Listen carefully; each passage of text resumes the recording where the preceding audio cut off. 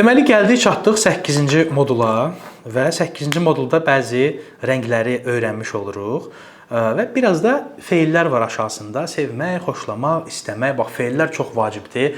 Feilləri sizə elə bir formada fırlatmağı öyrədəcəm ki, özünüz də məəttəl qalacaqsınız və zövq alacaqsınız bundan. Burada yenə bax, bu qırmızıdır, bu mavidir, bu yaşıldır. Biz zaten it's-lə deməyi öyrənmişdik. It's a red color olacaqdır əslində. Okay. It's a cat, it's a table və s. olacaqdır. Burada this is red, this is blue deyə davam edəcəksiniz. Bu niyə this oldu, it nə idi, bəs falan deyə suallar ağzınıza gəlirsə, yenə deyirəm, heç özünüzü çətinə salmayın, ayda, yox, bunu başa düşmədim falan eləməyin.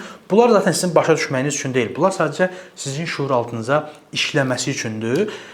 Bacarırsınızsa cümlələri, tekstləri və s. də əzbərləyin. Baxın, nə qədər əzbərləsəz, bu demək deyil, əzbərçilikdir.